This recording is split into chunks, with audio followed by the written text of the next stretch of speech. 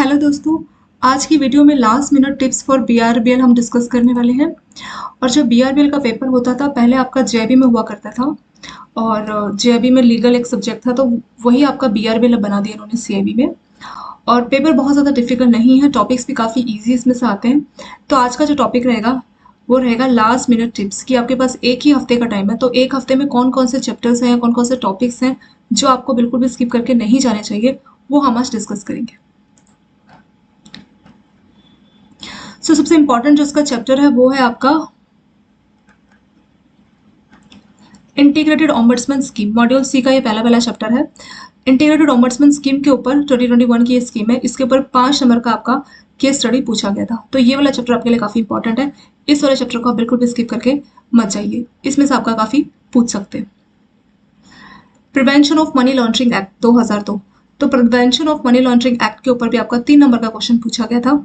कब? दिसंबर 2023 में जब आपका एग्जाम हुआ था लेटेस्ट, तब इन वाले टॉपिक में से क्वेश्चंस पूछे गए थे, तो बहुत चांस है कि वो रिपीट हो जाएंगे।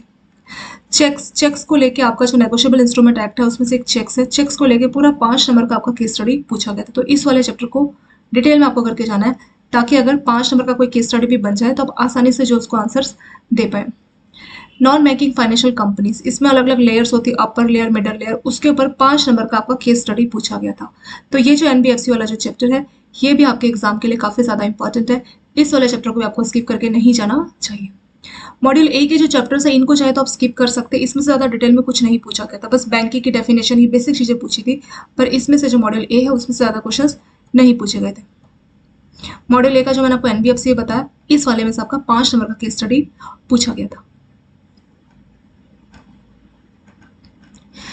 और पेमेंट एंड सेटलमेंट एक्ट कौन से साल में आया था, तो ये आप चैप्टर की हेडिंग देख के भी बता सकते हैं। 2007 में payment and settlement system act आया था। ठीक है, तो यही क्वेश्चन था 1 नंबर का कि कौन से साल में आया था, तो आंसर हो गया आपका 2007 में।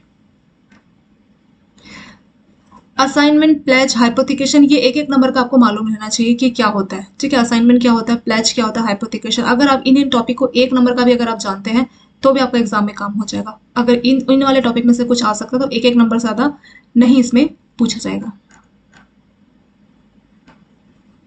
नेक्स्ट आपका सरफासी एक्ट। सरफासी एक्ट काफी इंपॉर्टेंट है, इसमें से भी आपका 4-5 नंबर का पूछा गया था। तो सरफासी एक्ट, उसमें जो नोटिस भेजते हैं 13(2), 13(4), ठीक है, इनका टेन्योर क्या होता है, ड्यूरेशन क्या होती है, तो उसके टाइम लिमिट को लेके क्वेश्चन आता है। जैसे 13(2) के कितने टाइम बाद हम 13(4) नोटिस भेज सकते हैं, तो 60 डेज के बाद हम लोग भेज सकते हैं। ठीक है, वैसे ही 13(2) में अगर कोई कस्टमर को कोई डाउट है तो कितने टाइम में बैंकों को रिप्लाई करना होता है, तो वो टाइम लिमिट आप लोग याद करके जाइए।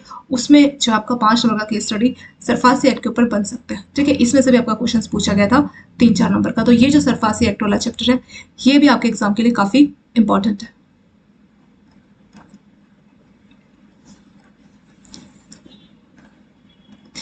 इंसॉल्वेंसी एंड बैंक्रप्सी कोड 2016, तो आपका 1 या 2 नंबर में ये टॉपिक भी आपको मालूम होना चाहिए, इसमें से भी क्वेश्चंस पूछ सकते हैं। ये भी आपके एग्जाम के लिए इंपॉर्टेंट चैप्टर है। लोक अदालत का लिमिट कितना होता है, तो लिमिट 20 लाख तक का होता है। 20 लाख तक के केसेस को जो है लोक अदालत हैंडल करती है, तो 1 नंबर का ये आपसे पूछ सकते हैं।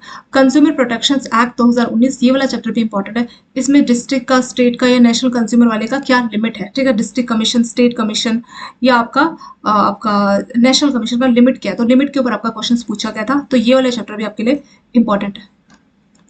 ये जो लिमिटेशन पीरियड है ना, लॉ ऑफ लिमिटेशन, तो इसमें अलग अलग है। जैसे मान लीजिए मॉर्गेज प्रॉपर्टी उसका 12 साल का, तो एक टेबल दी गई है कि किस किस का कितना कितना लिमिटेशन पीरियड है। जैसे आप कोई बैंक गारंटी उसका 3 ईयर्स है, तो इस चीज को लेके एक टेबल दी गई है लॉ ऑफ लिमिटेशन में, तो वो टेबल आप करके चाहिए। जैसे मॉर्गेज है तो 12 साल का लिमिटेशन पीरियड, तो इस तरह से जो है 1 नंबर का क्वेश्चन पूछा गया था। तो वो टेबल ही आप कर लेंगे, उतना ही आपके लिए सफिशियंट है, पूरा चैप्टर को करके जाने का जरूरत नहीं है। कॉन्ट्रैक्ट ऑफ इंटरमिनिटी क्या होता है, ये आपको 1 या 2 नंबर का मालूम होना चाहिए, इसमें से भी आपका क्वेश्चन पूछा गया था कॉन्ट्रैक्ट ऑफ इंटरमिनिटी के ऊपर।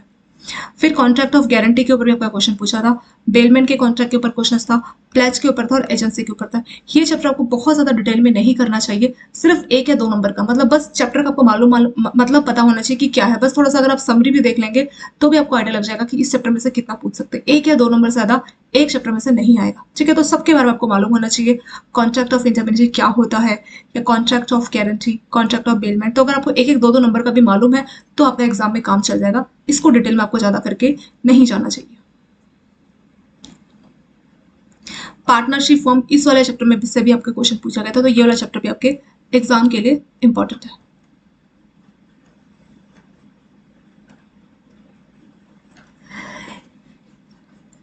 Doctrine of ultra vires constructive notice indoor management, इसमें से भी आपका पूछ सकते हैं, ये भी आपका इंपॉर्टेंट है। Memorandum of association and article of association, तो ये क्या होता है, एक एक नंबर का भी अगर आपको मालूम है ना तो भी आपका काम चल जाएगा, तो इसको डिटेल में ज्यादा नहीं करना। प्रोस्पेक्टस कौन सा डॉक्यूमेंट होता है कंपनी का, तो ये भी अगर आपको एक या दो नंबर का मालूम है कि प्रोस्पेक्टस एक्जैक्टली क्या होता है तो भी आपका एग्जाम में काम हो जाएगा, इसका ज्यादा डिटेल में से नहीं पूछा गया था। टाइप्स ऑफ मॉर्टगेज के ऊपर आपको क्वेश्चंस पूछ सकते हैं, ये पूछा नहीं गया था बट पूछ सकते हैं, तो ये भी इंपॉर्टेंट है। ट्रांसफर ऑफ प्रॉपर्टी एक्ट में चार पांच टाइप की जो आपकी मॉर्टगेज बताइए वो आपको करके जाना चाहिए, वो इंपॉर्टेंट है। राइट टू इन्फॉर्मेशन एक्ट 2005, ठीक है, तो इसमें जो है इस चैप्टर को भी थोड़ा सा आप करके चाहिए क्योंकि इसमें से भी क्वेश्चन पूछा जाता है। और इन्फॉर्मेशन टेक्नोलॉजी एक्ट 2000, इसमें से भी आपका क्वेश्चन पूछा गया था, ठीक है। तो ये सारी मैंने आपको कुछ समरीज बताई है चैप्टर्स की, जो आपको बिल्कुल भी स्किप नहीं करना चाहिए। और चैप्टर्स भी देखा जाए तो बहुत डिफिकल्ट नहीं है, आपका जो ये BRBL है इसमें जो चैप्टर्स है बहुत ईजी से चैप्टर्स है। अगर आपको चैप्टर्स का मतलब पता है, जैसे प्रोस्पेक्टस ये क्या होता है, या राइट टू इन्फॉर्मेशन में क्या क्या चीजें हैं, क्या क्या लिमिट्स है, तो बेसिक बेसिक भी अगर आप चैप्टर्स को करेंगे, हल्का सा अगर आप गो थ्रो करेंगे, जो टर्म्स है उसको आप मेमोराइज करेंगे, उनसे भी आपका काम हो जाएगा। और BRBL के लिए मैंने एग्जाम से पहले आपको सारा का सारा जो चैप्टर वाइज MCQ है वो आपको अभी अवेलेबल करवाया, एक या दो मॉड्यूल आपको अभी मिलेंगे और एक दो दिन में आपको बाकी के दो मॉड्यूल्स भी मिल जाएंगे। तो आपको जो चारों के चारों जो मॉड्यूल्स का चैप्टर वाइज MCQ अवेलेबल है उसको आप फ्री में जो है अवेल कर सकते हैं। 2 हैंड्स का आप डाउनलोड कर लीजिए, वहां पे आपका हर चैप्टर के ऊपर किसी डिपेंड करता है इस बात पे कि चैप्टर बड़ा या छोटा। कोई अगर छोटा चैप्टर हो तो उसमें आपको 15 से 20 MCQ एक चैप्टर के, और चैप्टर कोई बड़ा है तो उसमें 30 से 40 MCQ एक चैप्टर का आपको मिल जाएंगे। उनको आप अटेंड कर लीजिए, उनसे भी आपको काफी अच्छा आइडिया लग जाएगा।